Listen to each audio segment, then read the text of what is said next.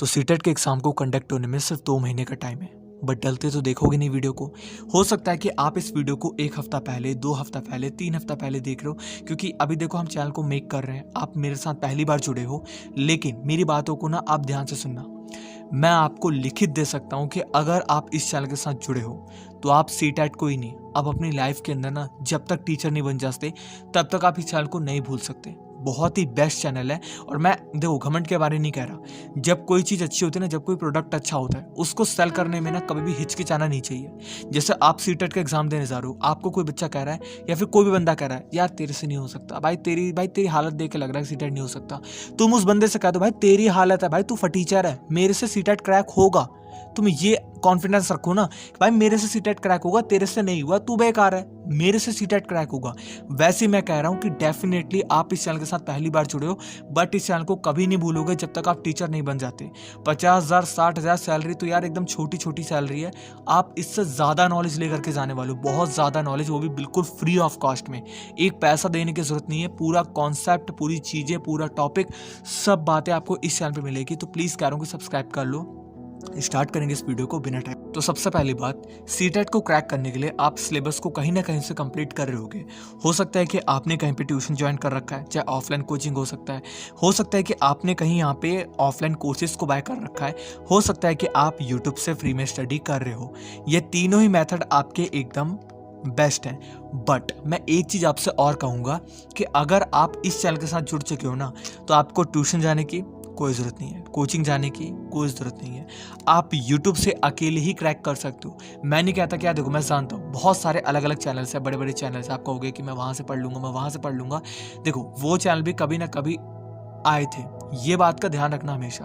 वो चैनल भी कभी ना कभी आए थे, उन पे कंटेंट अच्छा है, बहुत अच्छी बात है। बट हमारा जो कंटेंट है वो भी बेस्ट है यार, बेस्ट नहीं अल्ट्रा बेस्ट है। ये मैं कॉन्फिडेंस के साथ कह रहा हूँ। जैसे आपका कॉन्फिडेंस है कि आपसे सीटेट क्रैक होगा और आप ही से होगा, वैसे ही मेरा कंटेंट, भाई मेरा कॉन्फिडेंस है कि मेरा कंटेंट आपको बहुत बेस्ट लगेगा। ये बात का ध्यान देना। तो सबसे पहली बात, अगर आप इस टाइम पे सीटेट को क्रैक कर रहे हैं तो ट्यूशन लगवाने की कोई इंपॉर्टेंस नहीं, कोचिंग जाने की कोई ज़रूरत नहीं है। आप YouTube से कर सकते हो। कुछ बंदे होते हैं जिनको ना ट्यूशन जाना होता है सिर्फ और सिर्फ यहाँ पे देखने के लिए, यार उसका कितना चल रहा है, यार वो कहाँ पर बैठा है, यार वो भी तो और यार तो इतना जवाब दे रही है, यार वो औरत कितना ज़्यादा पढ़ लिया उसने। ये सब चीज़ें देख करके ना तुम्हारा माइंड और स्ट्रेस में आता है। तो अकेले रहो, एकदम अकेले रहो और बैठ करके ना घर में आराम से स्टडी करो। लिखित दे रहा हूँ, तुम ही क्रैक करके आओगे सीटेट को। क्योंकि जब तुम ज़्यादा लोगों को नहीं देखते हो ना, ज़्यादा माइंड तुम्हारा नहीं भटकता है ना, उसी टाइम पे तुम क्रैक कर जाते हो। जहाँ तुमने देखा कि यार इतने सारे बच्चे दे रहे हैं, टोटल 32 लाख बच्चे देते हैं, या तुम किसी कोचिंग में जा रहे हो, किसी कोर्स को बाय कर रहे हो, वहाँ पर और सारे बच्चे होंगे जवाब दे रहे हैं, तुम्हारी तो फटके 5 हो जाएगी। तो वो गलत बात है ना। इस बात को समझो तुम कि अकेले रहोगे, फ्री में, पैसा भी नहीं लग रहा, ऊपर से तुम आराम से यूट्यूब को देख देख के आराम से क्रैक कर जाओगे।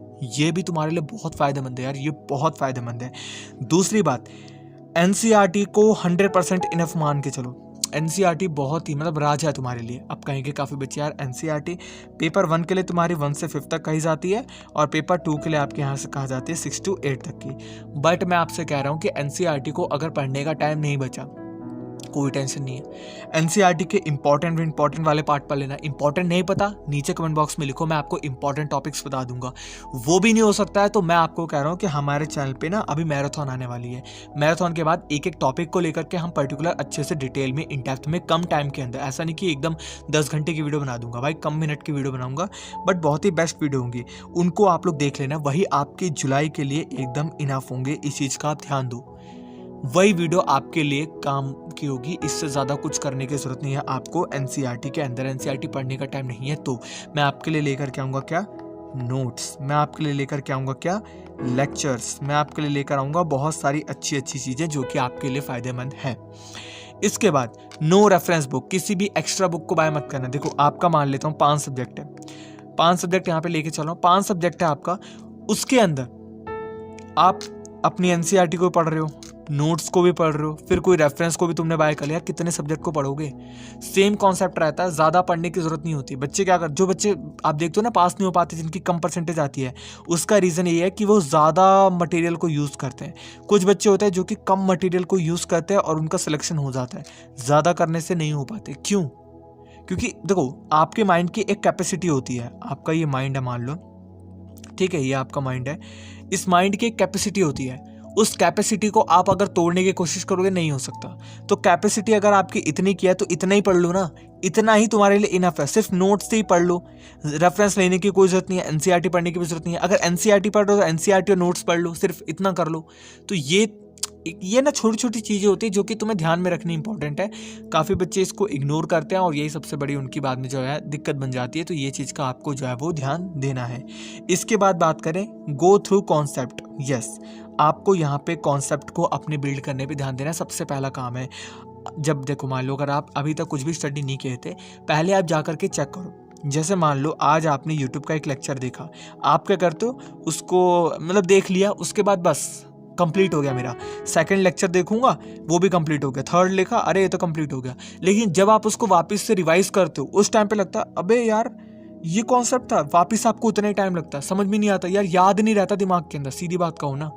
तो अगर तुम्हें जैसे अगर तुमने ये पढ़ लिया लेक्चर से, ये भी पढ़ लिया, ये भी पढ़ लिया, इसको याद रखना है लंबे समय तक कि पेपर में जा करके लिख करके आ पाओ, तो उसके लिए सिर्फ एक तरीका है, मैं बताता हूँ।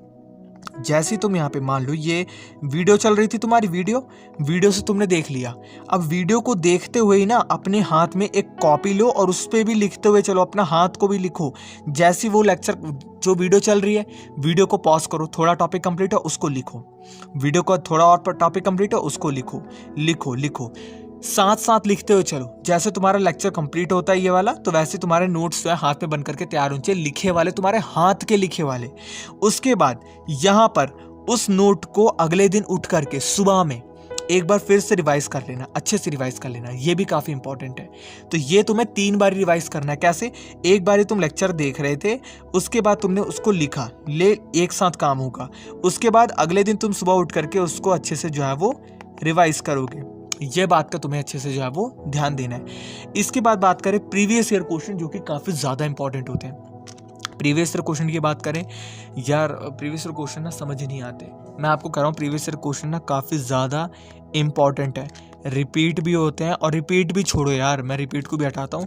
तुम्हारे यहाँ पे ना देखो, आपका सिलेबस जब सेम है, सिलेबस एकदम सेम है, तो वो कौन से कॉन्सेप्ट को बदलेंगे, कौन से क्वेश्चन को बदलेंगे?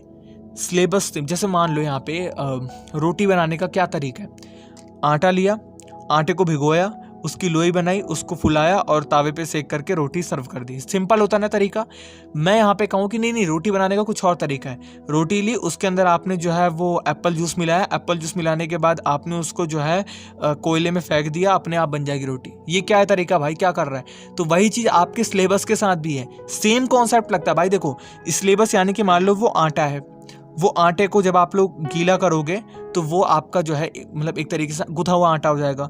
उस गुथे हुए आटे को जब आप लोग लोई बना करके रोटी सेकोगे, तो यही कॉन्सेप्ट है कि सेम अगर आपका सिलेबस है तो सेम क्वेश्चन आपके प्रीवियस ईयर में जो आ रहे हैं वही रिपीट होंगे, कुछ नहीं बदलेगा। प्रीवियस ईयर में जैसे आता था ना, वो कुछ ना कुछ आपके पॉइंट उठा करके थोड़ा बहुत ही हल्का फुल्का चेंज करके आपको प्रीवियस ईयर वापस से पकड़ा देंगे, क्योंकि रोटी बनाने का जो सेम तरीका है वो बदला ही नहीं है अभी तक, सिलेबस आपका बदला ही नहीं है, तो क्या बदल देंगे क्वेश्चन में? वो कुछ नहीं बदल पाएंगे।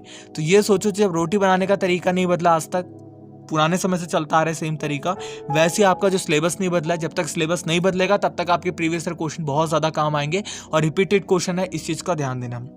इसके बाद 3 बार रिवाइज करो। जैसे मान लो आपने मैंने आपको बता दिया 3 बार कैसे रिवाइज करना है। बट एक चीज़ और है, सैटरडे या फिर संडे अपने खुद का टेस्ट लो, मॉक टेस्ट लो। मॉक टेस्ट नहीं देना तो जो कॉन्सेप्ट पढ़ा था उसको बिना देखे ना खुद से समझाने की कोशिश करो किसी को। जैसे मान लो ये आप हो, तो आप किसी गुड्डे को पकड़ लो, अगर आपके घर में कोई टेडी बियर है, नहीं है तो एक ईंट ले लो, एक बंदा ले लो, एक पिल्लो ले लो, उसी को समझाओ। कोई इंसान नहीं समझ रहा ना, आप उसको बैठ करके समझाओ। आपने पूरे हफ्ते के अंदर क्या पढ़ा, सारा का सारा कॉन्सेप्ट उसको समझाने की कोशिश करो, क्योंकि आप टीचिंग की जॉब करने जा रहे हो। अगर आपको समझाना आ गया तो समझ जाओ कि आप अपने पेपर के अंदर भी अच्छे से लिख कर आ जाओगे, और इससे आपके माइंड के अंदर भी लंबे समय तक रहेगा, क्योंकि आप किसी को समझा करके गए। तो आपको रिवाइज करना है कुछ इस तरीके से कि आप जो है अपने सारे के सारे कॉन्सेप्ट को एक बंदे को मान करके, पिल्लो हो गया, टेडी बियर हो गया, कुत्ता हो गया, बिल्ली हो गई, किसी को भी घर को मान करके कि यार मेरे बगल में एक दीवार है, वही मेरा एक स्टूडेंट है, उसको मुझे समझाना है। इस तरीके से आप जो है वो करना स्टार्ट कर दोगे।